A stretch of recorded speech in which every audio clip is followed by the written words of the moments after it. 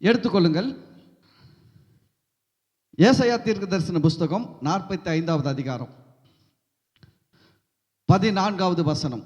இந்த ஏசாயா தீர்க்கதரிசன புஸ்தகத்தை பற்றி எத்தனை, இந்த 45வது அதிகாரத்தை பற்றி யாருக்கு தெரியும்? எஸ், அவங்களுக்கு ஒரு கை தட்டுங்க. அனிதா சிஸ்டர் ஒரு கை தட்டுங்க. ஏசாயா 45 இந்த வருஷத்தின் வாக்கு தத்தமாக நம்ம கொடுத்தோம். 9 மாதம் ஆகுது, 8 மாதம் முடிஞ்சிச்சு, 9வது மாதத்தில் வந்திருக்கிறோம். ஆனால் இடையில் பல சப்ஜெக்ட்லாம் பேசுறதுனால நீங்கள் என்ன பண்ணிட்டீங்கன்னா கோட்டை விட்டுட்டீங்க. சிலர் கோட்டை விட்டுட்டீங்க, சில பேர் கோட்டையை விடல, பிடிச்சி வச்சுருக்கிறீங்க. ஆனால் நிறைய பேர் மறந்துட்டோம். ஆனால் நான் ஆண்டவர் எனக்கு உணர்த்துண்டு அதில் நான் நிறைய காரியங்கள் பேசி வந்தேன். 45வது அதிகாரத்தில் நிறைய காரியங்கள் பேசி வந்தேன். அதில் பெண்டிங்ஸ் நிறைய இருக்குது. அப்போ இந்த 9வது மாதத்தில் ஒரு வாக்கு தத்தத்தோடு இந்த 3 மாதங்களை நம்ம கடத்தணும். அதில் நல்ல ஆண்டுடைய வார்த்தைகளை போதிக்கணும் உங்களுக்கு. அதுக்காக தீர்மானிக்கும் போது இந்த வாக்கு தத்தத்திலிருந்து தொடர்ந்து பேச எனக்கு ஆவியானவர் உதவி செய்திருக்கிறார். அந்த ஏசாயா 45வது அதிகாரம் 14வது வசனம் எடுத்துக்கொள்ளுங்கள். வசனம் சொல்லுகிறது, எகிப்தின் சம்பாத்தியமும் எத்தியோப்பியாவின் வர்த்தக லாபமும் நெடிய ஆட்களாகிய சபையரின் வர்த்தக லாபமும் உன்னிடத்திற்கு தாண்டி வந்து உன்னுடையதாகும். அவர்கள் உன் பின்னே சென்று விலங்கிடப்பட்டு நடந்து வந்து உன்னுடனே மாத்திரம் தேவன் இருக்கிறார் என்றும் அவரை அல்லாமல் வேறே தேவன் இல்லை என்றும் சொல்லி உன்னை பணிந்து கொண்டு உன்னை நோக்கி விண்ணப்பம் பண்ணுவார்கள் என்று கர்த்தர் சொல்லுகிறார். அல்லேலூயா, அல்லேலூயா. இந்த 9வது மாசத்துல கர்த்தருடைய வாக்குத்தத்தமான ஆசீர்வாதமான வார்த்தை உங்களுக்கு என்னன்னா, எகிப்தின் சம்பாத்தியம் எத்தியோப்பியாவின் வர்த்தக லாபம் நெடிய ஆட்களை ஆகிய சபையரின் வர்த்தக லாபம் உன்னிடத்திற்கு தாண்டி வந்து உன்னுடையதாகும். அல்லேலூயா, அல்லேலூயா. அது உங்களுடையதே கிடையாது. எது? எகிப்தின் சம்பாத்தியம் எத்தியோப்பியாவின் வர்த்தக லாபம் சபையரின் வர்த்தக லாபம் உங்களுடையது கிடையாது. ஆனால் அது அவங்க கிட்ட இருந்து ஜம்ப் பண்ணி வந்து அவங்க கிட்ட இருந்து எகிரி குதிச்சு வந்து யார்கிட்ட வந்து நிற்க போகுதுன்னா உங்ககிட்ட வந்து நிற்க போகுது. அது உன்னுடையதா ஆகும். அல்லேலூயா, அல்லேலூயா. பக்கத்தில் பார்த்து சொல்லுங்க, நிறைய நன்மைகள், நிறைய ஆசீர்வாதங்கள், நிறைய வெற்றிகள் நீங்க விதைக்கல, யாரோ விதைச்சது உங்களது வந்து சேரும். அது உங்களுடையதாய் மாறும். ஆமென். நான் இந்த காரியங்களை ஆண்டவர் எனக்கு கொடுத்த பொழுது முதலாவது ஆண்டவர் பேசின ஒரு காரியம், எகிப்தின் சம்பாத்தியம். அல்லேலூயா. எது உங்களுதான் மாறப்போகுது? எகிப்தின் சம்பாத்தியம். எகிப்தின் சம்பாத்தியம்னா, எகிப்து ஒரு பெரிய நாடு, ஒரு செழிப்பான ஆசீர்வாதமான நாடு. எகிப்து சாதாரண நாடு கிடையாதுங்க, ஒரு பெரிய நாடு. இப்போ யோசிச்சு பாருங்க, எல்லாரும் மனுஷங்க இருக்கிறாங்க. யார் பெரிய ஆள் ஆகுறாங்க? நல்லா உழைச்சி வேலை செஞ்சு சம்பாதிச்சு, இல்லை அதை புத்தியாக வர்ற பணத்தை புத்தியாக கையாண்டு, இல்லை அதெல்லாம் செஞ்சு தான் என்ன பண்ணுறாங்க, பெரிய ஆட்களாய் மாறுகிறார்கள். எடுத்த உடனே பிறக்கும் போதே யாரும் பெரிய ஆளாக மாறுதில்லை. சில நேரத்தில் ஒரு பெரிய ஆளுக்கு பிறந்து பெரிய ஆளாக மாறலாம், ஆனால் ஒரு பெரிய ஆளுக்கு பிறந்து சின்ன ஆளாகவும் மாறிடலாம். அவங்கவுங்க திறமை. கவனிங்க, ஒரு பணக்காரன் வீட்டில் ஒரு குழந்தை பிறக்குதுன்றதுனால அது பணக்காரனாக இருக்கலாம், ஆனால் அப்பாவு அளவுக்கு வருமா, இல்லை அதை விட மேலே போகுமா, இல்லை கீழே போகுமா, யாருக்கு தெரியும்? இல்லை. அதனால் பொதுவாகவே நம்ம ஒரு முன்னேற்றம் அடையணும்னா சில காரியங்கள் நமக்கு தேவன் கொடுத்திருக்கிறார். ஒவ்வொருத்தருக்கும் தேவன் ஒவ்வொரு திறமைகள் கொடுத்திருக்கிறார். அதுதான் கர்த்தருடைய ஆசீர்வாதம். தேவன் உங்களுக்கு கொடுத்திருக்கிற ஒவ்வொரு திறமைகளும் கர்த்தர் உங்களுக்கு கொடுத்திருக்கிற ஆசீர்வாதம். தேவன் எல்லாருக்கும் பணத்தை கொடுக்க மாட்டார். தேவன் எல்லாருக்கும் என்ன கொடுக்க மாட்டாரு? பணத்தை கொடுக்க மாட்டாரு, திறமையை கொடுப்பார், ஒரு தாளந்தை கொடுப்பார். நீங்க அதை பயன்படுத்தும் பொழுது நீங்க அதுல பெரிய வெற்றி அடைவீர்கள். அதன் மூலம் உங்கள் தேவைகள் எல்லாம் சந்திக்கப்படும். நம்ம என்ன நினைக்கிறோம், தேவன் எனக்கு அது தேவை இது தேவை, மாசமான அமௌண்ட் ஒரு பென்ஷன் மாதிரி ஆண்டவர் கொடுத்தா நல்லா இருக்கும். ஆனால் தேவன் அப்படி பென்ஷன்லாம் கொடுக்க மாட்டார். அதுக்கு பதில் என்ன கொடுக்குறாருன்னா, விதையை போல மனுஷர்களுக்கு ஒவ்வொரு திறமைகளை கொடுக்கிறார். அவர் விதையை கொடுத்துறாரு. நீங்கள் அந்த விதையை விதைச்சி 1 மூட்டை வேணுமா, 10 மூட்டை வேணுமா, 100 மூட்டை வேணுமான்றதை நீங்கள் தான் முடிவு பண்ணணும். உங்களுக்கு திறமையை கொடுத்துருக்கிறார், அந்த திறமைகளை நீங்கள் பயன்படுத்தணும். கர்த்தர் எனக்கு என்ன திறமை கொடுத்துக்கிறாரு கண்டுபிடிக்கணும். உங்களுக்கு என்ன திறமை கொடுத்துருக்காரு நீங்கள் கண்டுபிடிக்கலைன்னா நீங்கள் காலம் ஃபுல்லாக பரிதாபமாகவே வாழ்ந்து பரிதாபமாக முடிப்பீங்க உங்கள் லைஃப்பை. ஒவ்வொருத்தருக்கும் ஒவ்வொரு திறமைகள் தேவன் கொடுத்துருக்கிறார். அந்த திறமையை நீங்கள் வளர்க்கணும். தேவன் கொடுக்காததில் போயிட்டு உங்கள் நேரத்தையும், புரியுதுங்களா? இப்போ தேவன் எனக்கு பேசுகிற திறமையை கொடுத்துருக்கிறார், வசனத்தை போதிக்கிற திறமையை கொடுத்துருக்கிறாரு. நான் என்னுடைய நேரத்தை எதில் செலவிடணும்னா இதில் தான் செலவிடணும். எப்படி வசனத்தை போதிக்கலாம், மக்களுக்கு எது போல் காரியங்களை போதிக்கலாம், ஆண்டவருடைய சமூகத்தில் உட்கார்ந்து ஆண்டவரே மக்களுக்கு என்ன வார்த்தைகள் போதிக்கணும் அதை எனக்கு வெளிப்படுத்துங்கன்னு கேட்டு நான் அந்த வார்த்தைகள் எடுத்து உங்களுக்கு போதிக்கும் போது அது உங்கள் எல்லாருக்கும் ஆசீர்வாதமாக இருக்கும். நீங்கள் ஆசீர்வாதமாக இருந்தால் நான் ஆசீர்வாதமாக இருப்போம். ஆமென். அப்போது எனக்கு என்ன திறமை கொடுத்துக்கிறார் நான் கண்டுபிடிச்சி அதில் செய்யணும். இப்போ ஆண்டவர் எனக்கு பேசுகிற திறமை கொடுத்துக்கிறார், நான் போயிட்டு என் நேரத்தை பாடுற திறமையில் உருவாக்குறேன்னு சொல்லிட்டு வீணாக்கிடக்கூடாது. கவனிங்க, நிறைய இடத்துல பண்ணுற தப்பு என்னென்னா, ஆண்டவர் என்ன திறமை கொடுத்துருக்கிறாரோ அதில் அவர்களை டெவலப் பண்ணாமல் சில சபைகள் எல்லாம் சொல்லுவாங்க, நான் கடந்து வந்திருக்கிறதுனால சொல்கிறேன், நீ நல்லா பிரசங்கம் பண்ணுற, நீ இதில் மட்டும் இருந்தால் போதாது, நீ பாடணும் கொஞ்சம் அப்படின்னு சொல்லிட்டு என்ன பண்ணுவாங்கன்னா பாட்டு உள்ள நுழைச்சி விட்டு அந்த மனுஷனுடைய நாட்கள், அந்த மனுஷனுடைய நேரங்கள், அந்த மனுஷனுடைய பலன்கள் எல்லாவற்றையும் என்ன பண்ணிடுவாங்கன்னா வேஸ்ட் ஆக்கி விட்டுடுவாங்க. ஏன்னா அவர் பாடுறதுக்கு போய் என்ன பண்ணிடுவார் தெரியுமா, பாடுறேன்னு சொல்லிட்டு நாளைக்கு ஆற்றுல ஒரு கால் சேத்துல ஒரு கால் நடந்தால் போய் சேர முடியாது போக வேண்டிய இடத்துக்கு. எங்கன்னா ஒரு இடத்துக்கு போனோன்னா ஒன்று ஆற்றுல போ, படகுல போய் சேர்ந்துருவேன், இல்லைன்னா சேத்துல போ, நடந்தாது போய் சேர்ந்துருவேன். ஆற்றுல ஒரு காலம் வச்சுக்கின்னு சேத்துல ஒரு காலம் வச்சுன்னு போனீங்கன்னா என்ன பண்ண முடியாது, ஆறு ஒரு பக்கம் ரூட்டு போவோம், சேரு ஒரு பக்கம் ரூட்டு போவோம், எங்கே போக முடியாது, நின்றுவீங்க நட்டாத்துல. அதனால தான் தேவன் உங்களுக்கு என்ன திறமை கொடுத்துருக்கிறாரோ அந்த திறமையை நீங்கள் பயன்படுத்துங்க. நான் சொல்கிறேன், யார் சொன்னாலும் உங்கள் திறமையை நீங்கள் பயன்படுத்துவதில் மாறக்கூடாது, சேஞ்ச் ஆகிடக்கூடாது. இன்னொன்று தெரியுங்களா, உங்களுக்கு என்ன திறமை இருக்குன்னு உங்களுக்கு தான் தெரியும். என்கிட்ட வந்து தலையை கொடுத்து ஜெபம் பண்ணி சொல்லுங்கள் பாஸ்டர், கண்டிப்பாக எனக்கு தெரியாது, நான் இப்போவே சொல்லிடுறேன், எனக்கு தெரியாது உங்களுக்கு என்ன திறமை இருக்குதுன்ட்டு. உங்ககிட்ட என்ன திறமை கொடுத்துருக்காருன்னு கர்த்தர் உங்ககிட்ட பேசுவார். தெரியலன்னா ஆண்டுகிட்ட போய் முழங்கால் படிக்கிட்டு, ஆண்டவரே எனக்கு என்ன திறமை கொடுத்துருக்குறீங்க, எனக்கு சரியாக புரியல, தெரியல, கொஞ்சம் சொல்லி கொடுங்க ஆண்டவரே, நான் அதில் முழு கவனம் செலுத்துகிறேன் அப்படின்ட்டு நீங்கள் செஞ்சீங்கன்னா நீங்கள் வெற்றி அடைவீங்க. நீங்கள் அதை விட்டுட்டு எனக்கு என்ன திறமை கொடுத்துருக்காரு தெரியலன்னா உங்கள் லைஃப் ரொம்ப கஷ்டம். உங்கள் திறமை தான் உங்களுடைய ஆசீர்வாதம். பக்கத்தில் பார்த்து சொல்லுங்க, கர்த்தர் கொடுத்திருக்கிற திறமை தான், தாளந்து தான் உங்களுடைய ஆசீர்வாதம், உங்களுடைய வெற்றி. சூப்பராக இட்லி சுடுறீங்கன்னா அதுதான் உங்களுடைய திறமை. நல்ல குழம்பு வைக்கிறீங்கன்னா அதுதான் உங்களுடைய திறமை. கவலைப்படாதீங்க. தெரியுங்களா உங்களுக்கு, நீங்கள் என்னங்க நீங்கள் இப்படி நினைக்கிறீங்க, நம்ம பில்டிங் பக்கத்தில் ஒரு இந்த அப்பார்ட்மெண்ட்டில் இருக்குது பாருங்கள், வீட்லேயே கேக்கு செஞ்சு விற்று எவ்வளோ லட்சக்கணக்கில் சம்பாதிக்கிறாங்கங்க. உங்களுக்கு தெரியுங்களா, எங்கெங்கே இருந்து வந்து என்ன பண்ணுறான் தெரியுங்களா, கீழே நின்று கேக் வாங்கிட்டு போகிறான். அந்த அம்மாவுக்கு போர்டு கிடையாது, என்ன இல்லை போர்டு கிடையாது கேக்கு கடைன்ட்டு. என்னை எத்தனை பேர் வந்து கேட்பான், இங்கே ஒரு கேக்கு செய்கிறாங்களே அப்படின்வான். நான் சொல்ல எங்கே இருக்குது, இல்லை ஆன்லைனில் போட்டிருக்குது பாருங்கள். இன்றைக்கி காலம் மாறிடுச்சு, நீங்கள் கண்ணகி நகர்லேருந்து கூட விற்றுடலாம் குழம்பு செஞ்சு. உங்களுக்கு கடை எடுக்கணும், அட்வான்ஸ் கட்டணும், அது இதெல்லாம் கிடையவே கிடையாது. ஒரு பையனை பிடிச்சி ஒரு ஆப்பில் என்ன பண்ணுறா, ஜொமேட்டோலையோ கிமோட்டோலையோ அதெல்லாம் போடுறா குழம்பு விற்கிறேன்னு சொல்லிட்டு. நீங்கள் போட்டு பாருங்கள், வந்து வாங்கிட்டு போயிடுவாங்கங்க.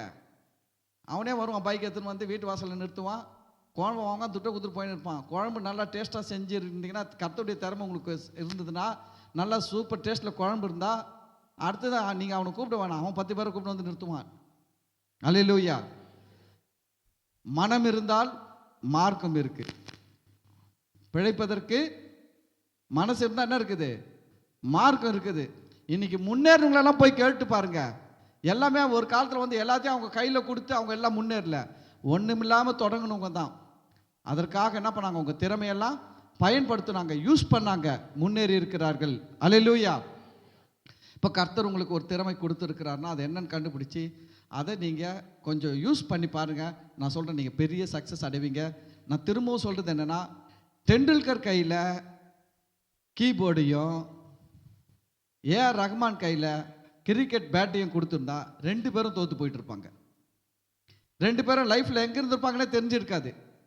ஏன்னா டெண்டுல்கருக்கு என்ன தாழ்ந்து கொடுக்கப்பட்டிருக்கிறது? பேட்டை பிடிச்சி 6 அடிக்கிறதுக்கு. ஏஆர் ரஹ்மானுக்கு என்ன கொடுக்கப்பட்டிருக்குது? விரல்ல அழகான இசையை மீட்டி இசைப்பதற்கு. ஆனால் அவங்கவுங்க அந்தந்த திறமையை கண்டுபிடிச்சி அதில் முழுசாக நேரத்தை செலவிட்டு நல்லா முழுசாக பண்ணதுனால இன்னைக்கு கொடி கட்டி பறக்கிறார்கள், பெரிய அளவில் வந்துட்டாங்க. அவங்க மட்டும் கிடையாதுங்க, யார் யாருக்கெல்லாம் என்னென்ன திறமை இருக்கோ அதை கண்டுபிடிச்சி அதை யூஸ் பண்ணுறவங்க எல்லாருமே நிச்சயமாக வெற்றி அடைவாங்க. ஆனால் திறமையை கண்டுபிடிக்காமல், புரியுதுங்களா, அதை பயன்படுத்தாமல், இல்லை அவங்க வேற எதாவது ஒன்றில் போய் உள்ள தலையை விட்டுட்டு நேரத்தையும் காலத்தையும் வீணாக்கி கொண்டு இருக்கிறவங்க நிச்சயமாக தோற்று போயிடுறாங்க. ஆமென், அல்லேலூயா. அப்போ எகிப்தின் சம்பாத்தியம்னா என்னன்னா, அவன் அவனுடைய திறமையை பயன்படுத்தி, உழைப்பை பயன்படுத்தி அவன் பெரிய அளவில் முன்னேறான். எகிப்து ஒரு பெரிய வல்லரசு நாடு. எகிப்து ஒரு பெரிய வல்லரசு நாடு, ஆசீர்வாதமான ஒரு தேசம். ஆதியாகமத்தில் பாருங்க, 13வது அதிகாரம் 10வது வசனத்தில் பாருங்க, ஒரு காரியம் நடக்குது. ஆபிரகாம் லோத்து. ஆபிரகாம் சித்தப்பா, லோத்து அண்ணன் பையன். ஆபிரகாமுக்கு அண்ணன் பையன், லோத்துக்கு ஆபிரகாம் யாரு? சித்தப்பா, அப்பா முறை. 2 பேரும் ஒன்றா தான் இருந்தாங்க. ஆண்டவர் ஆபிரகாமை அழைச்சார். ஆபிரகாமை தான் தேவன் தெரிந்து கொண்டார், ஆபிரகாமை தான் அழைத்தார். ஆனால் இந்த ஆபிரகாம் கூட லோத்து என்ன பண்ணார்னா ஒட்டிக்கினே வந்துட்டார். எங்கே போகிற சித்தப்பா? என் ஆண்டவர் எங்கே போக சொல்லியிருக்காரா? போகிறேன்டா. சரி சித்தப்பா, நானும் வரேன் சித்தப்பா. ஆபிரகாம் சொல்லியிருப்பார், நான் எங்கே போகிறேன்னே தெரியாமல் போகிறேன்டா. பரவாயில்ல, நான் வரேன் கூட அப்படின்னு கூட வந்தவர் தான் பாருங்க. கர்த்தர் ஆபிரகாமை ஆசீர்வதிச்சார் பார்த்தீங்களா? அந்த ஆசீர்வாதம் அந்த லோத்து மேலேயும் வந்துச்சு. கொஞ்சம் அப்படி அப்படி தண்ணி பட்டுச்சு. பார்த்துருக்குறீங்களா? நம்ம குளித்தோம்னா சுவரெல்லாம் தண்ணி படுது. நம்ம சவுத்தியாக குளிப்பாட்டணும், நம்ம தானே குளித்தோம். ஆனால் தண்ணி எங்கெல்லாம் பட்டுக்குது? செவத்தெல்லாம் பட்டுக்குது. அது போல தான் கர்த்தர் ஆபிரகாம் ஆசீர்வதிச்சாரு. ஆனால் செவுறு மாதிரி இருந்த லோத்து மேலெல்லாம் பட்டுச்சு ஆசீர்வாதம். அவர் பெரிய ஆள் ஆயிட்டாருங்க. 2 மந்தை, பெரிய மந்தை ஆயிடுச்சு. ஆபிரகாமுக்கு லட்சக்கணக்கான ஆடு மாடுகள் அப்படின்னா லோத்துக்கும் லட்சக்கணக்கான ஆடு மாடுகள். அப்புறம் என்ன ஆயிடுச்சு, ஒரு நாள் இந்த ஆபிரகாமுடைய வேலைக்காரர்களுக்கும் லோத்துடைய வேலைக்காரர்களுக்கும் சண்டை வந்துடுச்சு. இந்த 2 பேர் சண்டை போட்டுக்கின்னு ஆபிரகாம் கிட்ட வந்து லோத்துக்கிட்ட வந்து சொல்கிறாங்க 2 வேலைக்காரங்களும், ஐயா லோத்து ஆளுங்களாம் சரியில்லை ஐயா, ரொம்ப பண்ணுறானுங்க. அவர் லோத்துடைய ஆட்கள் வந்து சொல்கிறாங்க, ஐயா நீங்கள் அப்பா அப்பான்னு நினைக்கிறீங்க, அவர் சரி கிடையாது. அவங்க ஆளுங்களாம், அவர் உங்ககிட்ட நல்லா பேசுகிறாரு, அவங்க ஆளுங்கள்லாம் நம்ம ஆளுங்களுக்கெல்லாம் என்ன பண்ண விட மாட்டேன்றாங்க, தண்ணி குடிக்க விட மாட்டேன்றாங்க. இப்படியே போச்சுன்னா பிஸ்னஸ் லாஸ் ஆகிடும். எப்படிலாம் பிரச்சனையை கிளப்பி விடுவாங்க பாருங்க. அப்படிலாம் இப்படி இருப்பாங்க மக்கள், அப்படிலாம் இருப்பாங்க. இயேசுநாதர் காலத்தில் வந்து இயேசுநாதர்கிட்டே பிரச்சனையை கலப்புனாங்க, தெரியுங்களா உங்களுக்கு?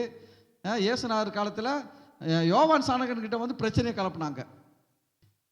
இயேசுநாதர் ஊழியத்துக்கு வந்தார். ஆனால் இயேசுநாதருக்கு முன்னாடி 6 மாதத்துக்கு முன்னாடி பிறந்தவர் யார்? யோவான் ஸ்நானகர். எதற்கு இயேசுநாதருக்கு முன்னாடி 6 மாதம் முன்னாடி பிறந்தார்னா, கர்த்தருக்கு வழியை ஆயத்தப்படுத்துங்கள், அவருக்கு பாதைகளை செவ்வை பண்ணுங்கள் என்ற தீர்க்க தரிசனத்தின் வார்த்தையின்படி அதை நிறைவேற்றும்படியாக யோவான் ஸ்நானகன் இயேசு பிறப்பதற்கு 6 மாதம் முன்னாடி பிறந்து இயேசுக்காக சில வேலைகளை அவர் செய்து கொண்டிருக்கிறார். என்ன வேலை செய்கிறாரு? இயேசுவின் நாமத்தில் எல்லாரும் ஞானஸ்நானம் எடுக்கணும். அதற்கு முன்னோடியாக என்ன பண்ணுறாரு? மனம் திரும்புதலுக்கென்று ஒரு ஞானஸ்நானத்தை கொடுத்துன்னு வர்றாரு. ஏன்னா அப்போ தான் அவன் இதில் பழகினாதான் அடுத்த என்ன ஞானஸ்நானம் எடுப்பான்? பாவ மன்னிப்புக்கென்று ஞானஸ்நானம் எடுப்பான் அப்படின்ட்டு ஒரு முன்னோடியாக செஞ்சுன்னு வர்றாரு. மனம் திரும்புதலுக்குன்னு ஞானஸ்நானம் கொடுக்குறேன்ட்டு. இப்போ இயேசுநாதர் வந்தார், ஊழியத்துக்கு வந்தார். 6 மாதம் கழிச்சு வந்த உடனே இவர் என்ன பண்ணார்? இயேசுநாதர் ஞானஸ்நானம் எடுத்தார். யார்கிட்ட ஞானஸ்நானம் எடுத்தார்? யோவான் ஸ்நானகன் கிட்ட ஞானஸ்நானம் எடுத்தார். அப்போ யோவான் ஸ்நானகன் கிட்ட ஞானஸ்நானம் எடுக்கும்போது கவனிங்க, அப்போது இயேசுக்கு யோவான் ஸ்நானகன் ஞானஸ்நானம் கொடுக்க சொல்கிறாரு, நான் உம்மாலே பெற வேண்டியதாக இருக்க, நீர் என்னால் ஞானஸ்நானம் எடுக்கலாமா? கூடாதுன்னும் போது இயேசு சொல்கிறார், இப்படி எல்லா நீதியை நிறைவேற்றுவது நமக்கு ஏற்றதாக இருக்குது, இதில் சின்ன ஆள் பெரிய ஆள்லாம் ஒன்றும் கிடையாதுப்பா, இப்போ உன் கையில் கொடுக்கப்பட்டது, நீ உன் வேலையை செய் அப்படின்னு சொல்லி ஞானஸ்நானம் எடுத்துருவார். எடுத்துட்டு கரையேறி போகிறாரு. பரிசுத்தாவினுடைய அபிஷேகம் எல்லாமே வருது இயேசுவுக்கு. அது பிறகு இயேசு ஊழியெல்லாம் செய்கிறாரு. இப்படியே போகும்போது என்ன ஆச்சுன்னு பார்த்தீங்கன்னா, இயேசு கூட நிறைய கூட்டம் கூடிடுச்சு. இயேசுநாதர் கூட என்ன பண்ணிடுச்சு, நிறைய கூட்டம், பயங்கர க்ரௌடு, ஹெவி க்ரௌடு கூடி இயேசுநாதர் என்ன பண்ணாருன்னா சீஷர்களெல்லாம் ஏற்படுத்தி சீஷர்கள் மூலமாக ஞானஸ்நானம் கொடுக்க ஆரம்பிச்சிட்டாரு. இப்போ யோவான் ஸ்நானக்கிட்ட ஞானஸ்நானம் கொடுக்குற ஆளுங்க குறைஞ்சிட்டாங்க. உடனே யோவான் ஸ்நானகன் சீஷர்கள் யோவான் ஸ்நானகனை தூண்டி விட்டாங்க. ஐயா, நம்ம பிஸ்னஸ்லாம் நம்ம கம்பெனி ரொம்ப லாஸில் போயிருக்குது. என்னாச்சு? எல்லாம் எங்கே போயிட்டாங்க? அந்த ஜீசஸ் கம்பெனிக்கு போயிட்டாங்க. ஜான் கம்பெனிலேருந்து எந்த கம்பெனிக்கு போயிட்டாங்க? ஜீசஸ் கம்பெனியில் போய் ஞானஸ்நானம் எடுக்கிறான். ஐயா, நம்ம பிஸ்னஸ் போயிடுச்சு, நம்மளுக்கு பேர் புகழெல்லாம் போயிருக்குது. என்னங்க ஐயா இது? அவரே உங்ககிட்ட தான் ஞானஸ்நானம் எடுத்தாரு, மறந்துட்டாரா அவரு? ஹலோ, இதெல்லாம் வரும். மனுஷனாக இருக்கும் போது என்ன வரும்? எந்த இடத்துல இருந்தாலும் வரும். யோவான் ஸ்நானகனுடைய சீஷனாக இருக்கிறவங்களுக்கே வருது, இயேசுநாதர் சீஷர்களுக்கே வருது. அதனால் இதெல்லாம் வரும். ஆனால் அதுதான் சொல்கிறேன் கேளுங்க, தலைக்கு மேலே பறவைகள் பறப்பதை தடுக்க முடியாது, தலையில் கூடு கட்டி டான்ஸ் ஆடுவதை தடுக்க முடியும். ஏன்னா ஒரே மாதிரி சொல்ல நல்லா இருக்காதுல்ல. அப்போ யோசிச்சு பாருங்க, யோவான் ஸ்நானகன் கிட்ட வந்து அவருடைய சீஷர்கள் சொல்கிறாங்க, உங்கள் கையில் ஞானஸ்நானம் எடுத்தார்களே அந்த இயேசுன்றவர், அவர்கிட்ட எல்லாம் போயிட்டாங்க ஐயா. யோவான் ஸ்நானகன் கோவப்பட்டாரா? ஆனால் லோத்து கோவப்பட்டார். யோவான் ஸ்நானகனுக்கும் லோத்துக்கும் அதான் வித்தியாசம். யோவான் ஸ்நானகன் சொன்னார், நான் சிறுகவும் அவர் பெருகவும் வேண்டும். எப்படி சொன்னார் பாருங்க, நான் சிறுகவும் அவர் பெருகவும் வேணாம். ஏன்னா அவர் தான் மகிமைக்கு பாத்திரர், இயேசுதான் துதிக்கு பாத்திரர், இயேசுதான் கனத்துக்கு பாத்திரர், இயேசு தெய்வம், அவர் பெருக வேண்டும். யோவான் ஸ்நானகன் சொன்ன ஸ்டேட்மெண்ட். இதே போல பிரச்சனை தான் லோத்து கிட்ட வருது. ஆனால் லோத்து என்ன சொல்லியிருக்கணும்? எங்கள் அப்பா நல்லா இருக்கணும்டா, கம்னு இருக்குடா, அப்பா கிட்ட எதிர்த்து என்ன பண்ணக்கூடாது, சண்டை போடக்கூடாதான்னு சொல்லியிருக்கணும். ஆனால் லோத்து அப்படி பண்ணல. வந்து அப்பா கிட்ட பஞ்சாயத்து பண்ணுறாரு ஆபிரகாம் கிட்ட. என்ன எவ்வளோ பிரச்சனையாக இருக்குது, இப்படின்னு போனால் எப்படி தான் என் கம்பெனி லாஸ் ஆகிடும், உன் கம்பெனி நல்லா போயிடும். அப்போ ஆபிரகாம் சொல்கிறார், சரிப்பா, ஓகே, ஒரு தீர்மானம் எடுக்கலாம். தேசம் நமக்கு முன்பாக திறந்து இருக்கிறது. தேசம் எப்படி இருக்குது? திறந்து இருக்கிறது. நீ வலது பக்கம் போனால் நான் இடது பக்கம் போகிறேன், நீ கிழக்கே போனால் நான் மேற்கே போகிறேன். எவ்வளோ நல்ல மனுஷன் பாருங்க ஆபிரகாம். ஆபிரகாம் கர்த்தர் ஆசீர்வதிக்கிறார்னா சும்மா கிடையாதுங்க. அவருடைய குணங்கள்லாம் பாருங்க எப்படி இருக்குது. ஒரு மனுஷனை கர்த்தர் தேர்ந்தெடுக்கும் போது பாருங்க, அவன் கெட்ட குணம்லாம் கூட நல்ல குணங்கள்லாம் மாற ஆரம்பிச்சிடும் நாளாக. அப்போ பாருங்க சொல்றாரு ஆபிரகாம், நீ இந்த பக்கம் போனா, நீ வலது பக்கம் போனால் நான் இடது பக்கம் போகிறேன், நீ கிழக்கே போனால் நான் மேற்கே போகிறேன், தேசம் நமக்கு முன்பாக திறந்து இருக்கிறது சொல்லிட்டு பேசும்பொழுது, அப்போ லோத்துக்கிட்ட சாய்ஸஸ் கொடுக்குறாரு, நீ எந்த பக்கம் போற செலக்ட் பண்ணுப்பா அப்படின்ட்டு. நம்மளா தான் என்ன பண்ணியிருப்போம், நல்ல புல்லுலாம் இருக்கிற இடமா நம்ம செலக்ட் பண்ணிக்கின்னு, புல்லே வளராத மலை வனாந்தரமாக பார்த்து லோத்து இந்த பக்கமாக போயிடுன்னு சொல்லிட்டு இருப்போம். நான் ஒன்று சொல்லட்டுங்களா, கர்த்தரை நம்பி முடிவெடுங்கள், கர்த்தர் உங்களை ஆசீர்வதிப்பார். நம்ம நிறைய நேரத்தில் எதை நம்பி முடிவு எடுக்கிறோம் தெரியுமா? மூளையை நம்பி முடிவு எடுக்கிறோம். நம்ம மூளையை நம்பி முடிவு எடுக்கிறோம், ரொம்ப புத்திசாலித்தனமா. அப்புறம் நஷ்டம் வந்து மூளையில் போய் உக்காந்துக்கிறோம். கர்த்தர் நம்பி முடிவு எடுத்து பாருங்க, எந்த காரியமானாலும் சரி, ஆண்டவருடைய வார்த்தை என்ன சொல்லுகிறது, கர்த்தர் எனக்கு என்ன சொல்லியிருக்கிறாரு, அந்த அடிப்படையில் நீங்கள் எந்த முடிவு எடுத்தாலும் உங்கள் வாழ்க்கையில் நீங்கள் தோற்று போக மாட்டீங்க, நல்லா வந்துடுவீங்க. ஆபிரகாம் கர்த்தரை சார்ந்து முடிவெடுத்தாரு. என்ன சொன்ன தெரியுமா? முடிவெடுக்கிறது உங்ககிட்ட கொடுக்குறேன், நீ எந்த இடம் வேணாலும் எடுத்துக்கோ, நீ எந்த இடத்துல விடுறியோ அந்த இடத்துக்கு நான் போகிறேன். அப்போ தான் லோத்து செய்கிறது தான் இந்த வசனத்தில் நம்ம படிக்கிறோம். ஆதியாகமம் 13வது அதிகாரத்தில் பாருங்க, 10வது வசனம். அப்பொழுது லோத்து தன் கண்களை ஏறெடுத்து பார்த்து என்ன பண்ணாரா? சூப்பராக இதில் டைலாக், பஞ்சு டைலாக் மாதிரி இருக்குது. லோத்து கண்களை ஏறெடுத்து பார்த்து. நிறைய பேர் இதே வேலை தான், இவங்க கண்ணையே நம்பி வாழ்ந்துருக்கிறான். இங்கே இப்போ இதை செய்யலாமா, அதை செய்யலாமா, இப்படி பண்ணிடலாமா, அப்படி பண்ணிடலாம். நான் சொல்கிறேன், கர்த்தரை நம்பியிரு. வசனம் சொல்லுது, மாம்ச புயத்தை தன் புயபலமாக்கி கொண்டு அதன் மேல் நம்பிக்கையா இருக்கிற மனுஷன் சபிக்கப்பட்டவன். கர்த்தரை தெய்வமாக தெரிந்து கொண்ட ஜனம் பாக்கியம் உள்ளது. அல்லேலூயா. மாம்ச பலத்தெல்லாம் நம்பி ஓடாதீங்க, பரமபதம் பாம்பு மாதிரி. அப்படி ஓடி எல்லாம் ஏறி கடைசியில் போய் பாம்பு தலையில் போய் நின்று திருப்பி வந்து 2ஆம் நம்பரில் வந்து நின்றுவீங்க. 99 வரைக்கும் ஓடி போய் அப்புறம் எங்கே இறக்கி வந்து நின்றுவீங்க. கர்த்தரை நம்பி போனால் எந்த பாம்பும் வந்து குத்தாது. கர்த்தர் ஜம்ப் பண்ணி தூக்கிட்டு போயிடுவார். பாம்பு தலையெல்லாம் வரும்போது கர்த்தர் என்ன பண்ண திரும்ப கையை பிடிச்சி தூக்கிடுவார். ஆமாம், விளாடி இருக்கிற பரம போதும். பாம்பை பார்க்கும் போதே இங்கே காய் உருட்டும் போது பயமாக இருக்கும். மூடு விழக்கூடாதுன்னு நினச்சா தான் மூடு விழுந்துடும். அப்புறம் அது பாம்பு சர்ன்னு இறக்கி விட்டுடும். நான் சொல்கிறேன், கர்த்தர் இதுவும் ஒரு வாழ்க்கையிலே நமக்கு பாடம் தான். கர்த்தர் நம்பி செஞ்சு பாருங்க. சில பேர் இந்த காய் உருட்டுறதுல என்ன பண்ணுவோம், இப்படி பிடிச்சி போடுவோம், அப்படி பிடிச்சி போடுவா, எது விழக்கூடாது போடுவோம் அதான் விழுந்துடும்.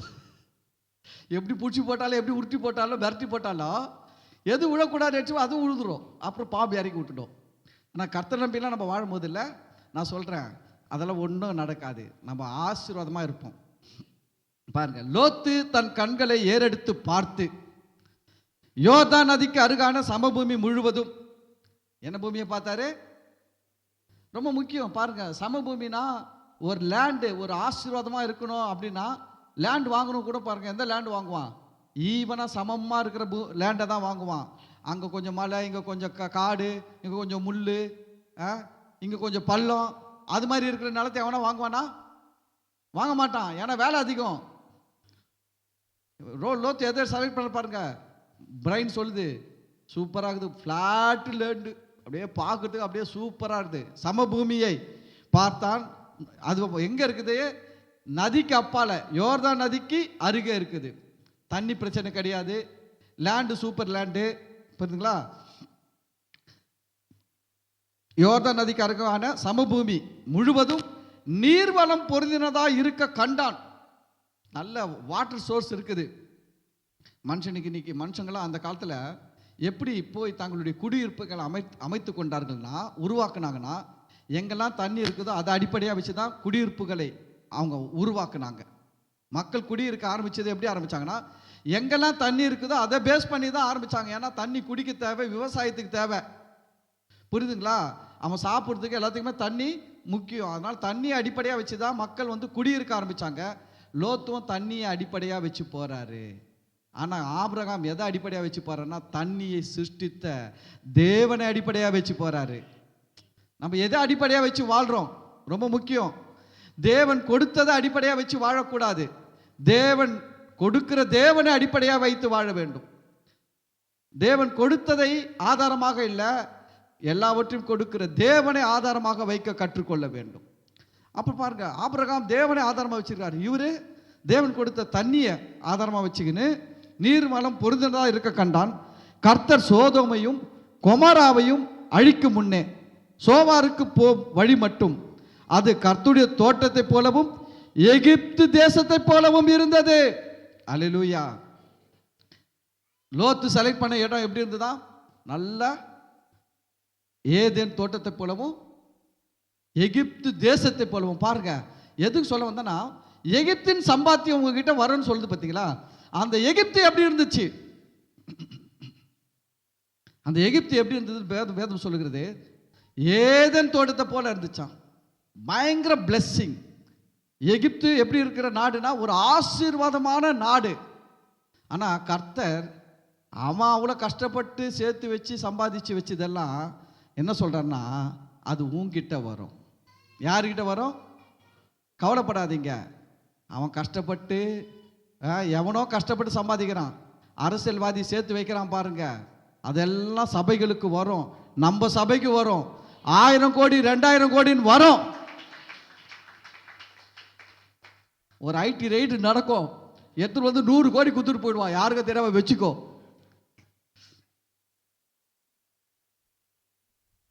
கர்த்தர் சொல்றாரு, எகிப்தின் சம்பாத்தியம் எங்க வருமா?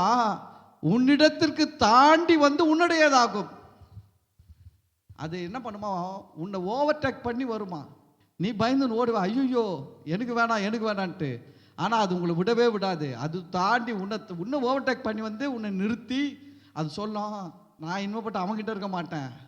100 கோடி 200 கோடிலாம் சொல்லும், அவன்கிட்ட இன்பப்பட்டு இருக்க மாட்டேன், நான் உங்ககிட்ட தான் இருப்பேன். உங்களுக்கு வருமா? வரும். வரும்னு சொன்னால் வரும். வரும்.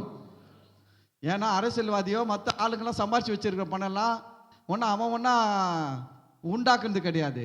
எல்லாம் நம்ம அப்பா உண்டாக்குனது. இவன் அதை யூஸ் பண்ணி சம்பாரிச்சு வச்சிருக்கிறான். நான் அவன் சேர்த்து வச்சுக்கிற சொத்துக்கெல்லாம் வாரிசு நம்ம தான். ஏன்னா நம்ம அப்பா சொத்தை தான் எடுத்து அவன் என்ன பண்ணி வச்சிருக்கிறான், சேர்த்து வச்சுக்கிறான். நம்ம அப்பா கொடுத்த மலை, நம்ம அப்பா கொடுத்த மண், நம்ம அப்பா கொடுத்த தண்ணி, நம்ம அப்பா கொடுத்த எல்லாத்தையும் அவன் யூஸ் பண்ணி அவன் சேர்த்து வச்சிருக்கிறான். அது யாருக்கு சொந்தம்? நமக்கு சொந்தம். நான் சொல்றேன், எகிப்தின் சம்பாத்தியம் அவங்கிட்ட இருந்து உங்களை தாண்டி வந்து உன்னுடையதான் ஆகும். அது நிற்கும் உங்ககிட்ட. விசுவாசிங்க.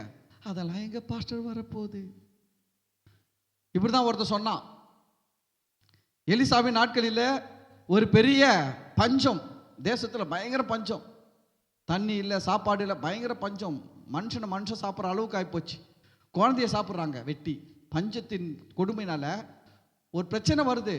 நேற்று ரெண்டு அம்மா ராஜா கிட்ட சொல்கிறாங்க, நேற்று அவ சொன்னா உன் குழந்தை இன்றைக்கி சாப்பிட்றலாம், நாளைக்கு என் குழந்தைய சாப்பிட்லான்னு சொன்னான். நேற்று நாம் என்ன பண்ணோம், என் குழந்தைய வெட்டி 2 பேரும் சாப்பிட்டோம். இன்றைக்கி அவள் குழந்தைய சாப்பிட்ற நாள், ஆனால் அவள் குழந்தைய போய் எங்கேயும் ஒழிச்சு வச்சுட்டு காணாமல் போயிடுச்சுன்றா. ராஜா நீ கண்டுபிடிச்சி கொடு சாப்பிட்றதுக்குன்னு கேட்குறான். எப்படி இருக்கும் ஒரு ராஜாவுக்கு? அப்போ அந்த நாட்டுடைய நிலவரம் எப்படி இருந்திருக்கும்? எவ்வளோ பெரிய பஞ்சமாக இருந்திருக்கும். அப்படிப்பட்ட பஞ்சம் இருக்குது.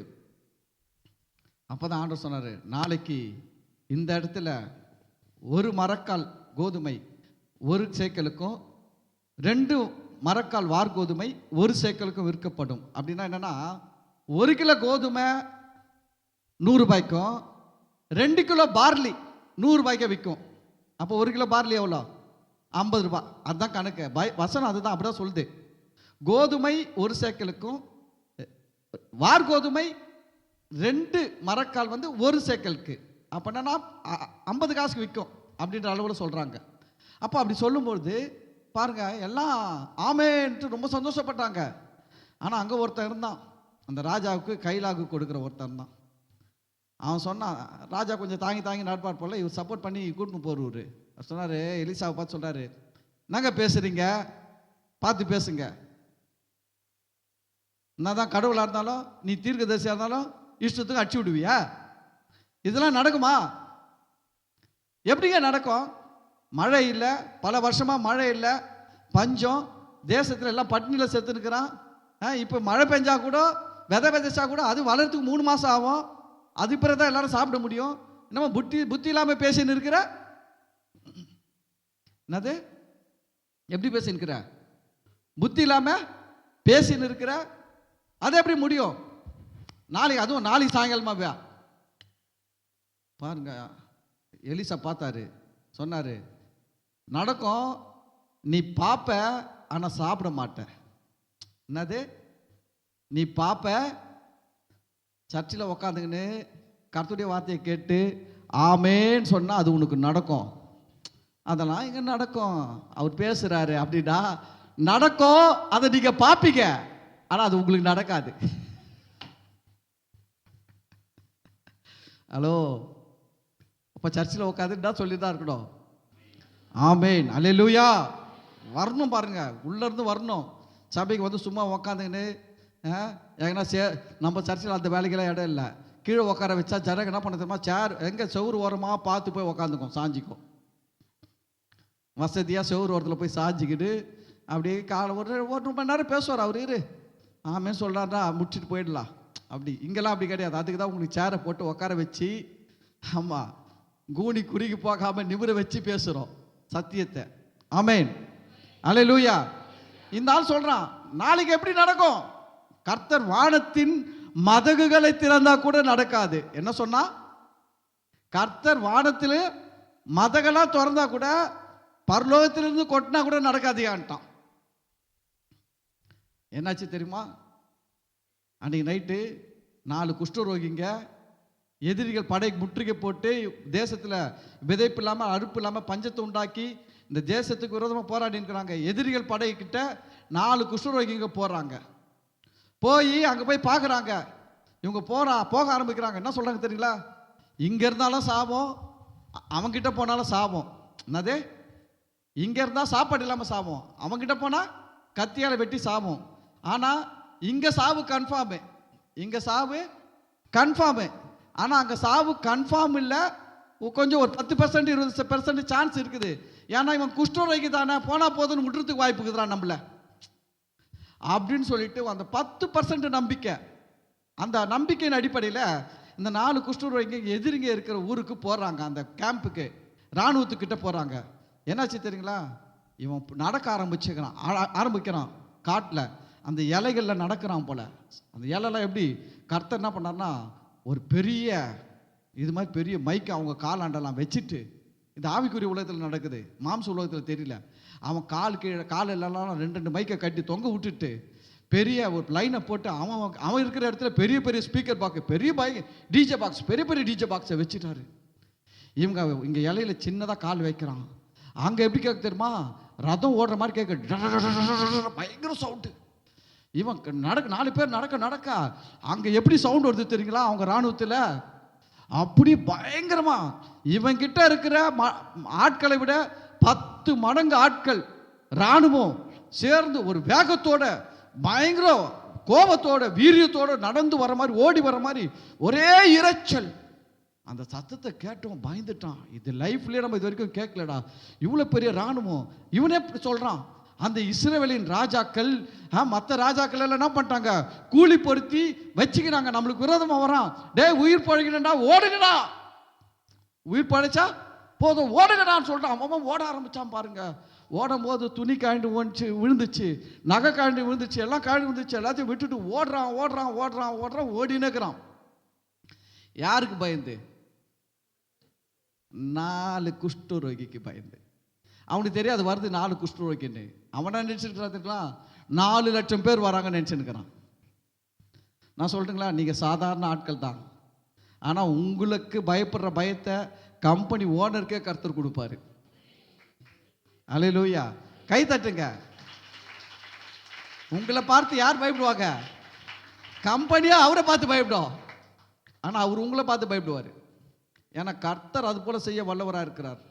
4 குஷ்டரோகி வரான்னு தெரியாம 4 லட்சம் பேர் வரான்னு நினைச்சு ஓடுறான் இவன். இந்த 4 குஷ்டரோகி பயந்துன்னு வரான் பாருங்க. வந்து பார்த்தா எவனையும் காணோம். எல்லாம் டென்ட் இருக்குது, எல்லாம் கூடாரம் இருக்குது, ஒருத்தனே காணோம். ஐயா பதிலே வரல, ஐயா பதிலே வரல. மெதுவாக டென்ட் உள்ள எட்டி பார்த்தான், உள்ள போய் பார்த்தான். உள்ள பார்த்தா எல்லாம் இருக்குது, ஆளை காணோம். இவனா பல நாள் சாப்பிடாம பட்டியலில் இருக்கிறான். உக்காந்து எடுத்து ரொட்டி சாப்பிட்றான், ஜாமை போட்டு சாப்பிட்றான், எல்லாம் சாப்பிட்றான், எல்லாம் சிக்கன் எடுத்து சாப்பிட்றான், எல்லாம் சாப்பிட்றாங்க. எல்லாம் சாப்பிட்டு ஏப்பமா விட்டுக்கிறானுங்க. அப்போ ஒரு குஷ்டரோகிக்கு சொல்றான், நம்ம செய்யறது நல்லது கிடையாதுரா. நம்ம நல்லா வயிறார சாப்பிட்டு ஏப்ப விட்டுனுக்குறோம், அங்கே பசியில் செத்துன்னு இருக்கிறான். பாரு எல்லாம் ஓடிட்டு இருக்கிறாங்கடா, ஓடி இருக்கிறாங்க. ஏன்னா அவன் ஓடுறது தெரியுது, ஒரு திரள் கூட்ட ஜனங்கள் ஓடுறது தெரியுது. ஏன்னா ஓடும் போது கழண்டு விழுந்த நகைகள், கழண்டு விழுந்த துணிகள் எல்லாம் அப்படியே இருக்குது. இவங்க நல்லா சாப்பிட்டு அங்கேருந்து கடன்னு ஓடி வர்றாங்க இந்த இடத்துக்கு. ஊருக்கு ஓடி வந்து சொல்கிறாங்க, இது போல் யாருமே இல்லை, எல்லாம் பயந்து ஓடிட்டுருக்குறாங்க, என்னன்னு தெரியலன்ட்டு. உடனே அந்த ராஜா பெரிய அறிவாளி மாதிரி பேசுவார். நான் உங்களுக்கு ஒரு ரகசியத்தை சொல்கிறேன். என்னன்னா, அந்த எதிரிகள் என்ன பண்ணுறான்னா, எல்லாம் டென்ட்டெல்லாம் காலியாக வச்சுட்டு போய் பின்னாடி ஒழிஞ்சுட்டு இருக்கிறான் எங்கேயோ. ஏன்னா இந்த 4 பேர் வந்து சாப்பிட்டு போயிட்டு நம்மக்கிட்ட சொன்னால் நம்ம சாப்பாடு இல்லாமல் இருக்கிறோம்ல, அதனால நம்ம சாப்பிட போனால் நம்மளெல்லாம் வெட்டிடுவான். இவர் பெரிய கண்டுபிடிச்ச மாதிரி சொல்கிறாரு. சில நேரத்தில் தெரியுங்களா, கர்த்தருடைய அற்புதத்தை, கர்த்தருடைய நன்மை பெறாதபடிக்கு நம்முடைய மூளை நம்மை கெடுத்து விடும். நிறைய நேரத்தில் நம்மளுடைய எக்ஸ்பீரியன்ஸ், நம்மளுடைய அனுபவம், நம்மளுடைய மாம்ச சிந்தனை என்ன பண்ணிட்டோம்னா, கர்த்தர் கொடுத்திருக்கிற ஆசீர்வாதங்களை நாம் அனுபவிக்காதபடிக்கு தடுத்துடும். அந்த ராஜா கிட்ட அதான் வேலை செய்யுது. அந்த ராஜா கிட்ட என்ன வேலை செய்யுது? மூளை வேலை செய்கிறது. மூளை வேலை செய்வது நல்லது, வசனத்தின் அடிப்படையில். வசனத்துக்கு எதிராக மூளை வேலை செஞ்சா அது நல்லது கிடையாது. கர்த்தருடைய வார்த்தையின் அடிப்படையில் மூளை வேலை செய்தால் அது உங்களுக்கு ஆசீர்வாதம். கர்த்தருடைய வார்த்தைக்கு எதிராக மூளை வேலை செய்தால் டேஞ்சர். அல்லேலூயா. இவன் பார்த்த ராஜா பெரிய ராஜா, அவன் சொல்றான், அவன் இது போலாம் பிளான் பண்ணியிருக்கிறான், பி கேர்ஃபுல் அப்படின்றான். எல்லாம் நின்றுட்டாங்க, போர்தான் வேணாமான்ட்டு. அப்போ அதில் ஒரு சிலர் வச்சு சொல்கிறாங்க, எப்படியோ சாவ போகிறோம், போய் செத்தாலும் சாப்பிட்றோம், போய் பார்க்குறேன் இவன் சொல்கிறது உண்மையா என்னன்னு சொல்லிட்டு ஃபஸ்ட்டு ஒரு சின்ன குரூப்பு போகிறாங்க. போய் பார்த்தா அங்கே ஒருத்தனும் கிடையாது. இவன் போனவெல்லாம் நல்லா சாப்பிட்டான், குதிரையில் போனான், சாப்பிட்டான், சந்தோஷமாக என்ஜாய் பண்ணான். உடனே அங்கேருந்து ஓடி வரான். ஓடி வந்து ராஜாவை யாரோ காணும், எல்லாம் ஓட்டாங்க. அவங்க இருந்தவங்க எத்தனை பேர்னா லட்சக்கணக்கான போர் வீரர்கள் இருந்திருக்கிறான். அந்த லட்சக்கணக்கான போர் வீரர்களுக்கு அவன் தேவையான கோதுமை, பார்லி எல்லாம் வச்சுன்னு இருந்திருக்கிறான். ஏன்னா யுத்தம் நடக்கும், 1 மாதம் நடக்கும், 2 மாதம் நடக்கும், 3 மாதம் கூட நடக்கும். சாப்பிட்றதுக்கு ஒரு கோதுமை வச்சுக்கின்னு, பார்லியை வச்சுக்கின்னு, எல்லாம் ட்ரிங்க்ஸ் எல்லாம் வச்சுன்னு இருந்திருக்கலாம் பாருங்க. இவனுங்க போனாங்க, கும்பலை போனால் எல்லாத்தையும் தூக்கின்னு வந்துட்டாங்க ஊருக்குள்ளே. மறுநாள் சாயங்காலம் இல்லாதவங்களாம் வந்து வாங்கிக்கங்க, விற்கிறாங்க. எவ்வளோக்கு விற்கிறாங்க தெரியுங்களா? 1 மரக்கால் கோதுமை மாவு, கோதுமை 1 சேக்கல், 2 மரக்கால் வார் கோதுமை 1 சேக்கல் விற்கப்படுகிறது. இந்த ராஜா அங்கே என்ன பண்ணிருக்காருன்னா, ராஜா தான் மெயினாக நிற்கிறாரு. இந்த ராஜாக்கு அசிஸ்டன்ட் கைலாக்கு கொடுக்குறவர் என்ன பண்ணுறாரு, ஜனங்களெல்லாம் ஓரம் கட்டினார் பாருங்க. ஒருத்தன் மேலே ஒருத்தன் விழுந்து இந்த ஆளை கீழே தள்ளி இவன் மேலே மிதிச்சு இவன் செத்தே போயிட்டான். எலிசா சொன்ன வார்த்தை நிறைவேறிச்சா, நிறைவேறலையா?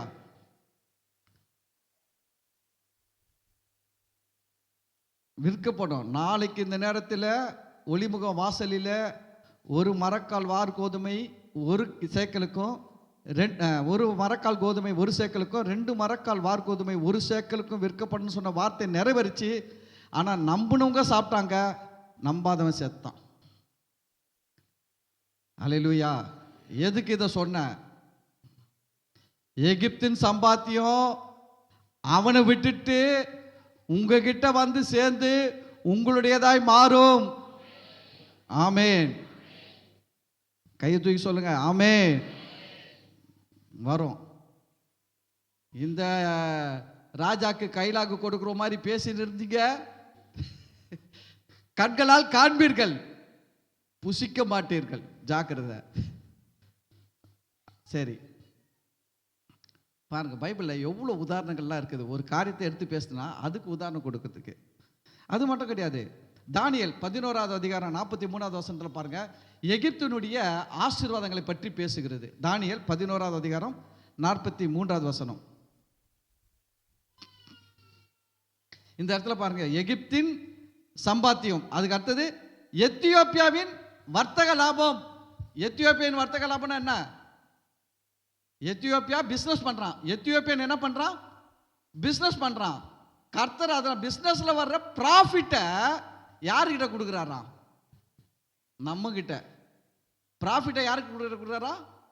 பிஸ்னஸ் யார் பண்றது? அவன். ஆனால் ப்ராஃபிட்டை மட்டும் யாருக்கிட்ட எடுத்து கொடுக்குறாரு? கர்த்தரால் செய்ய முடியுமானா செஞ்சு இருக்கிறாருங்க, நிறைய செஞ்சிருக்கிறார். இது போல உங்களுக்கு எனக்கும் செய்யறது ரொம்ப ஈஸி. முதல்ல நம்ம மனசு அதை விசுவாசிக்கணும், நம்ம மனசு ஏற்றுக்கணும், நம்ம மனசு ஆயத்தமாக இருக்கணும். கர்த்தரால் செய்ய முடியும், கர்த்தர் எனக்கு கொடுப்பார்ட்டு. புரியுதுங்களா? அந்த கைலாக்கு கொடுக்குற மாதிரி, ராஜாவுக்கு கைலாக்கு கொடுக்குறோம் பேசுகிற மாதிரி சும்மா பேசிக்கின்னு அதெல்லாம் நம்மளுக்கு நடக்காது, நமக்கு கிடைக்காது. நான் ஒரு ஏழை, நான் ஒரு இவ்வளோ தான் படித்தேன், என் குடும்பம் அது, என் கோத்திரம் இது, என் குலம் இது, நான் என்ன நல்லா வருவேன், இதெல்லாம் நடக்காது, இது யாருக்கோ நடக்கும். இப்படிலாம் அந்த கைலாக்கு கொடுக்குற மாதிரி பேசக்கூடாது. அதுக்கு தான் இங்கே வந்து கொண்டு வந்துக்கிறாரு உங்களை. இந்த கைலாக்கு கொடுக்குற மாதிரி பேசிட்டு இருந்தவங்களெல்லாம் கொண்டு வந்து இங்கே உட்கார வச்சிருக்கிறாரு. சும்மா இப்படியே பேசின்னு இருக்காது. எனக்கு நடக்காது, எனக்கு கிடைக்காது, எனக்கு வராது, எனக்கு தரமாட்டார், எனக்கு அது இல்லை இது இல்லை. நான் சொல்கிறேன், உங்கள் தகுதியை பார்த்து தரலைங்க, அப்படி கிருபையினால் தராரு. ஆண்டவர் உங்களுக்கு கொடுக்குற ஆசீர்வாதங்கள் உங்கள் தகுதியினால் தரல, அப்படி கிருபையினால் தருகிறார். ஏன்னா வசனம் சொல்லுகிறது, தம்முடைய சொந்த குமாரன் என்று பாராமல் அவரையே நமக்காக கொடுத்தவர் அவரோடு கூட மற்ற எல்லாவற்றையும் அருளாமல் இருப்பது எப்படி? இயேசுவே கொடுத்தார் பார்த்தீங்களா? அப்போவே உங்களுக்கு தேவையான ஆசீர்வாதங்களும் கொடுக்க தேவன் சித்தமுள்ளவராய் மாறிட்டாரு. ஆனால் இப்போ நீங்கள் இந்த இப்போ கொடுக்க வாங்க முடியாத காரணம்னா, நம்ம இந்த கைலாக்கு கொடுக்குறோம் பேசுகிற மாதிரி பேசினுக்கிறோம்.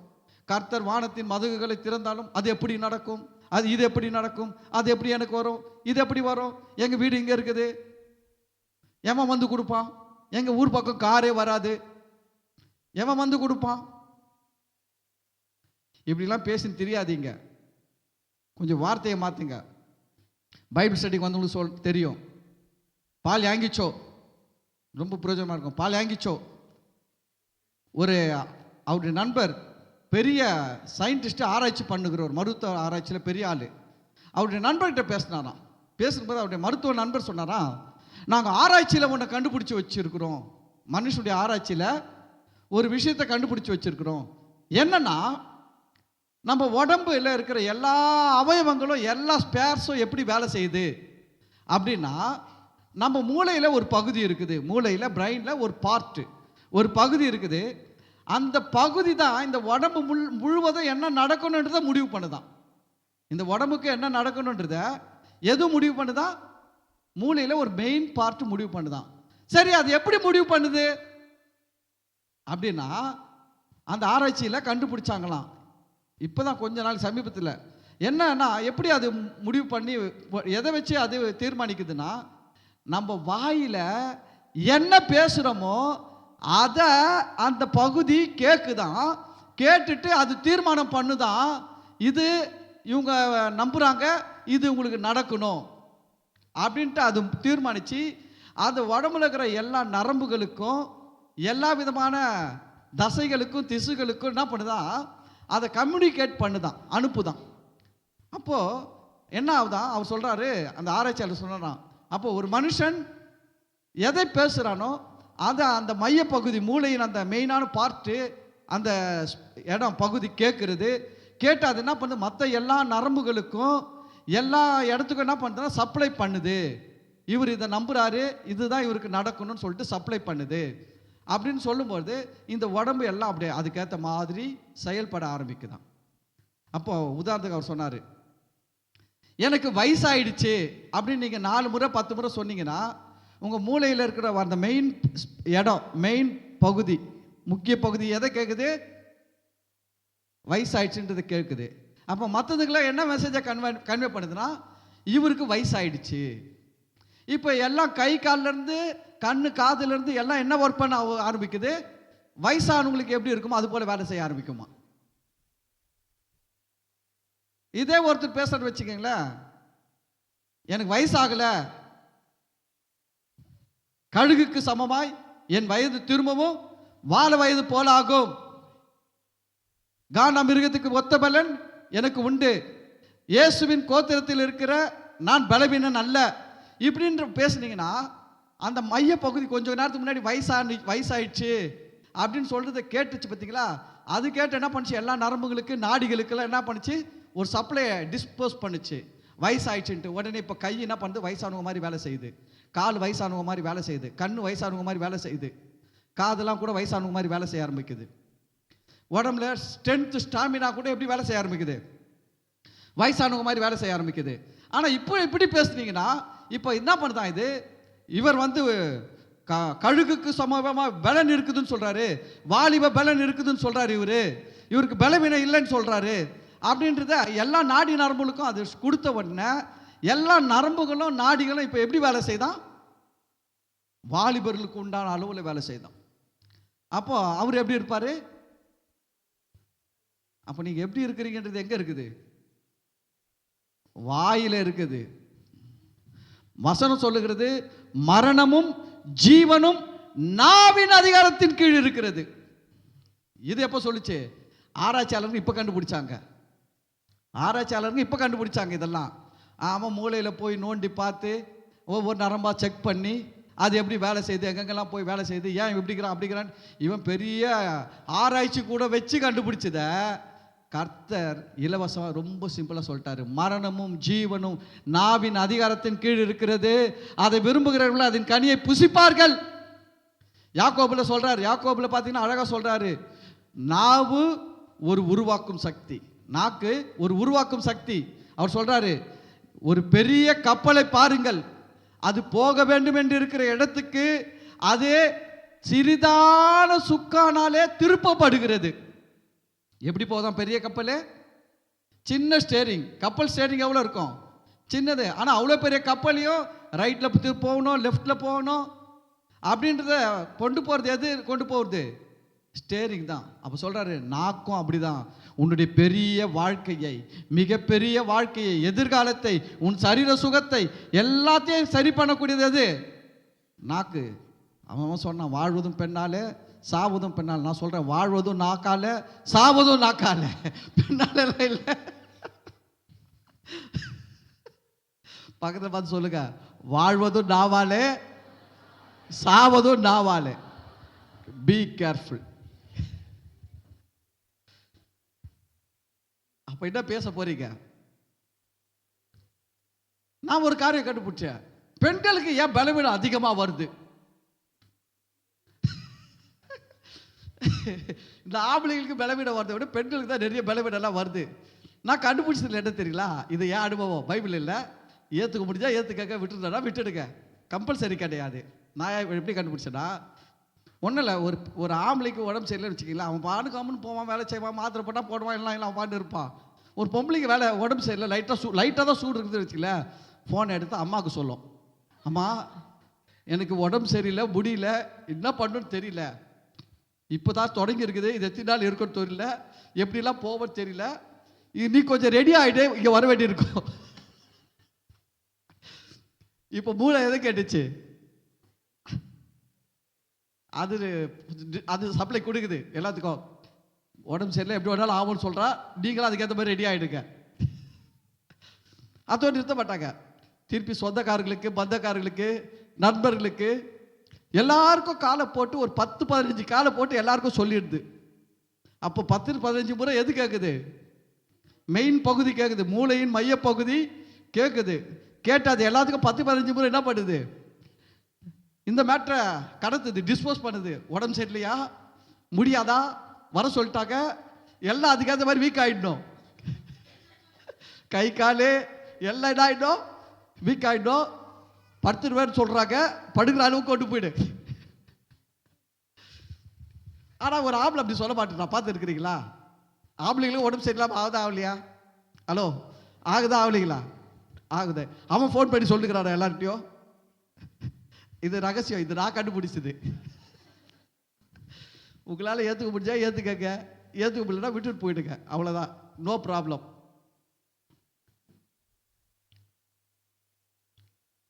எகிப்தின் சம்பாத்தியம், எத்தியோப்பியாவின் வர்த்தக லாபம், நெடிய ஆட்களாகிய சபையாரின் வர்த்தக லாபம். அடுத்தது பாருங்க, என்ன யாருடைய வர்த்தக லாபமா? நெடிய ஆட்கள். நெடிய ஆட்கள்னா யாரு? நல்ல திறமையானவன், நல்ல உயரமானவன், நல்ல ஹைட் வெயிட்டானவன். அவன் நீங்க செய்ய முடியாததெல்லாம் இவங்க 3 பேர் செய்யறாங்க. நீங்க சம்பாதிக்க முடியாததை, நீங்க செஞ்சு சம்பாதிக்க முடியாததை யார் செய்யறாங்க? எகிப்தியன் செய்யறான், எத்தியோப்பியன் செய்யறான், சபையார் என்றவன் செய்யறான். இவன் செய்யறது சம்பாதிச்சு வைக்கிறதெல்லாம் கர்த்தர் யார்கிட்ட பிடிக்க தர போறாரு? யார்கிட்ட? என்கிட்ட சொன்னவங்களுக்கு வரும், என்கிட்ட கொடுக்க போறாரு.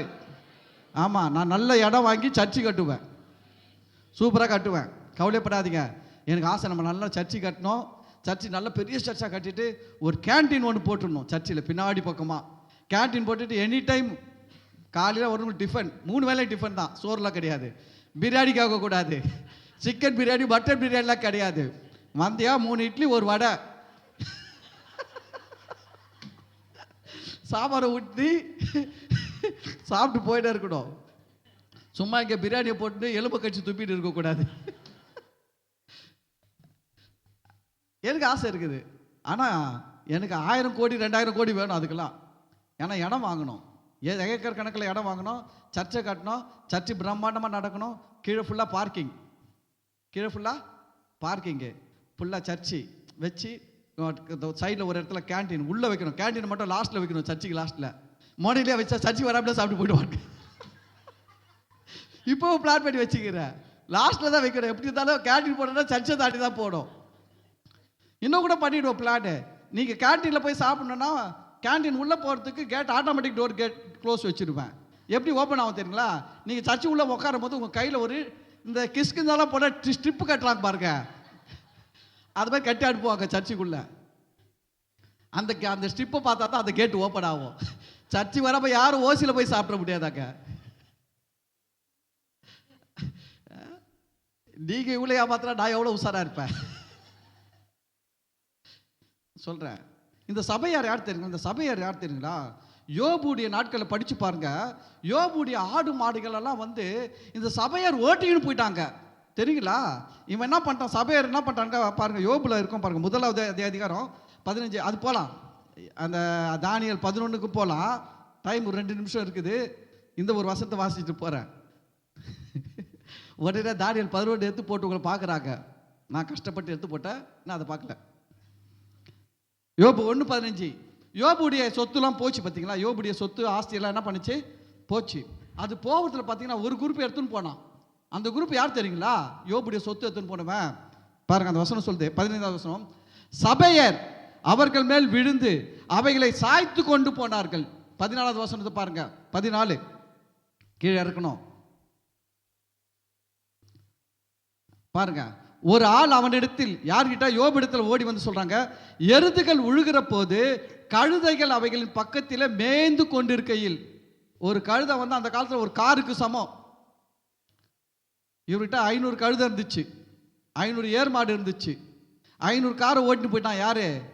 சபையர். கர்த்தர் அதெல்லாம் புடிங்கி கொடுப்பாரு. எந்த கிறிஸ்தவங்கிட்ட எவன் ஏமாத்தி இருந்தாலும் அதை கர்த்தர் பிடிங்கி இன்னொரு கிறிஸ்தவங்கிட்ட கொடுப்பாரு. அல்லேலூயா. யாரோ ஒரு கிறிஸ்தவ ஏமாந்து இருக்கலாம், ஆனா நீங்க உங்ககிட்ட வந்து சேரும் அது. ஏன்னா அந்த செய்தியை யார் கேட்கறது? வரோன்ற செய்தியை நீங்க கேட்குறீங்க, அதனால அது உங்ககிட்ட வரும். இந்த சபையர் மாதிரி சில ஆளுங்க கிறிஸ்டியன் ஃபாதர் கிட்ட, பாஸ்டர் கிட்ட ஏமாத்தி புடுங்குறது, நிலம் சொத்து சொகெல்லாம் பாருங்க, எல்லாம் திரும்ப நம்ம கிட்ட வரும். இயேசுவின் நாமத்தினால ரிலீஸ் பண்ணுகிறேன். யோபு கிட்ட இருந்து கொண்டு போன, சபையர் கொண்டு போன எல்லா சொத்துக்களையும் இயேசுவின் நாமத்தில் என்னிடத்தில் வரட்டும் என்று சொல்லுகிறேன். எவெல்லாம் ஏமாத்தி, கிறிஸ்துவங்களை ஏமாத்தி சொத்தெல்லாம் ஆட்ட போட்டானோ, அவன் ஆட்ட போட்ட சொத்தெல்லாம் 2 மடங்கா 3 மடங்கா 7 மடங்கா வந்து சேரட்டும் தேவ வல்லமை ஜெப வீட்டுக்கு. அதெல்லாம் பெரிய விஷயம் இல்லை. கர்த்தர் பெரிய காரியம் செய்வார். பார்வோன் கண்ணிலே விரல விட்டு ஆட்டிட்டார் அவனை. அவன் நினைச்சான் ஆபிரகாம் பஞ்சாயத்து தூக்கின்னு போயிட்டு வப்பாட்டியா வச்சுக்கலான்ட்டு. அவர் விட்டார் நினைச்சிங்களா? ஆபிரகாமில் ஒன்றும் பண்ண முடியல. இவர் உள்ள பூந்து எல்லாரையும் படுத்த படுக்கை ஆகிட்டாரு. பார்வோனால எழுந்திருக்கவும் முடியல, அவ்வளோ பெரிய ஃபீவர் கீவர். அவர் ஒய்ஃபுங்களுக்கெல்லாம் ஃபீவர், குழந்தைங்களுக்கெல்லாம் ஃபீவர், இருக்கிற முந்திரிக்கெல்லாம் ஃபீவர். இப்போ முடியல.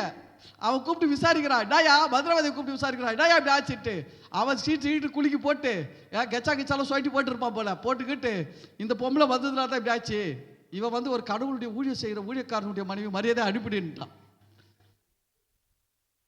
அதுக்கு முன்னாடி இவரு என்ன பட்டார்? ராஜா தெரியாம இந்த ஆபிரகாம் தான் சொல்லிட்டாரு, மனைவிய தங்கச்சின்ட்டாரு. அதனால மச்சா சீர் செஞ்சுட்டாரு. மச்சா சீர் செஞ்சு ஆயிரக்கணக்கான ஆடு மாடு குதிரை ஓட்டங்களா குத்துட்டாரு. இப்போ ஆர்டர் தான் சொல்றாரு, மரியாதை அனுப்பி விட்டுன்றாரு.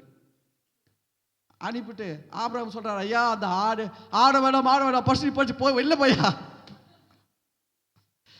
ஆடு கொடுக்குறியா மாடு கொடுக்குறியா?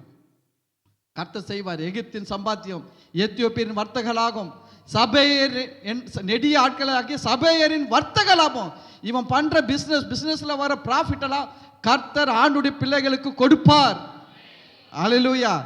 அது இந்த மாசத்துல இயேசுவின் நாமத்தினால் அந்த 9வது மாசத்துல நடப்பதாக என்று சொல்லுகிறேன். ஆமென். அந்த 4வது வசனம் பாருங்க. ஒரு ஆள் அவனிடத்தில் வந்து எருதுகள் விழுகிற போது கழுதைகள் அவைகளின் பக்கத்திலே மேய்ந்து கொண்டிருக்கையில் சபையர். யார் இந்த சபையர்? நமக்கு அவனுக்கு தான் வரப்போகுது. அவனுடைய பிஸ்னஸ் பண்ற பிஸ்னஸ் ப்ராஃபிட்டா நம்ம கிட்ட வரப்போகுது. எவன்லாம் கிறிஸ்துவ சொத்தை ஆட்ட போட்டானோ அவன் போட்ட ஆட்டைக்கு பதில் பல மடங்கு நம்ம கிட்ட வந்து சேரப்போகுது. அதான் அந்த சபையர். அவைகள் மேல் விழுந்து அவைகளை சாய்த்து கொண்டு போனார்கள். 500 கழுதை எடுத்துன்னு போயிட்டான், 500 ஏர் மாடை எடுத்துன்னு போயிட்டான். வேலையாட்களையும் பட்டை கருக்கினால் வெட்டி போட்டார்கள். பலமுள்ள ஆட்கள், திறமையான ஆட்கள், யுத்த வீரர்கள். நீங்களும் நானும் செய்ய முடியாததை செய்யக்கூடியவர்கள். ஆனால் கர்த்தர் அவங்ககிட்ட இருந்து தான் பிடிங்கி கொடுக்குறாரு. அவங்ககிட்ட இருந்தா என்ன பண்றாரு? பிடிங்கிறாரு. யார் வீட்டு சொத்தை நீ எடுத்துன்னு போயிட்டு அனுபவிக்கிற? குர்ரா மரியாதையா? எல்லாம் வரும் நம்ம கிட்ட. பாருங்க, வெட்டி போட்டார்கள். அவன் சொன்னான், நான் ஒருவன் மாத்திரம் தப்பி அதை உமக்கு அறிவிக்கும்படி வந்தேன். எவ்வளோ உஷாரா பேசுறா பாருங்க. உயிர் போயிடுச்சா ஓடி வந்துட்டு யோபு கேட்கக்கூடாது இல்லை, என்னையா நீ 2 பேரும் சண்டை போடக்கூடாது கேட்கக்கூடாது, இதை சொல்றதுக்காக வந்தேன் உங்ககிட்ட, நான் ரொம்ப நல்லவன்ற மாதிரி பேசினான். சரி, அப்போ பாருங்க, கர்த்தர் வந்து இஸ்ரவேல் ஜனங்களுக்கு கானான் தேசத்தை கொடுத்தார். எந்த தேசத்தை கொடுத்தாரு? கானான் தேசத்தை கொடுத்தாரு. ஏன் கானான் தேசத்தை கொடுத்தாரு அப்படின்னா, அந்த கானான் தேசத்தில் ஏற்கனவே 8 வகையான ஜனக்கூட்டங்கள் இருக்கிறாங்க. ஏத்தியர், எமோரியர், அப்படி இப்படின்னு சொல்லி ஒரு 8 வகையான கானானியர், 8 வகையான ஜனக்கூட்டம்லாம் இருக்கிறாங்க. இவங்கெல்லாம் ராட்சதர்கள். இவங்கெல்லாம் யாரு? ராட்சதர்கள். இவங்க என்ன பண்ணுறாங்கன்னா, இந்த இஸ்ரவேல் ஜனங்கள்லாம் செய்ய முடியாத கஷ்டமான வேலையெல்லாம் இவன் செஞ்சு அந்த ஊரை பராமரித்து சூப்பராக ஒரு வல்லரசு நாடு மாதிரி வச்சிருக்கிறான். கர்த்தர் அதை பிடி யார்கிட்ட கொடுத்தார்? இஸ்ரவேல் ஜனங்கிட்ட கொடுத்தாரு. கர்த்தர், நான் சொல்கிறேன் கேளுங்க, இந்த உலகத்தில் பெரிய பெரிய கோடீஸ்வரர் வச்சிருக்கிற கோடிகள் எல்லாம் அவன் தேவையில்லாமல் வீணா எதுக்கோ செலவு பண்ணின்னு இருக்கிறான். கர்த்தர் அதெல்லாம் பிடிங்கி நம்மகிட்ட கொடுத்து நம்ம தேவனுடைய ராஜ்யத்தின் வளர்ச்சிக்காக செலவு செய்யும்படி கொடுப்பார். ஆமென். எல்லாம் சொல்லுங்க, கையை தூக்குங்க. எகிப்தின் சம்பாத்தியம், எத்தியோப்பியாவின் வர்த்தக லாபம், நெடிய ஆட்களாகிய சபையேரின் வர்த்தக லாபம் என்னிடத்திற்கு தாண்டி வந்து என்னுடையதாகும்.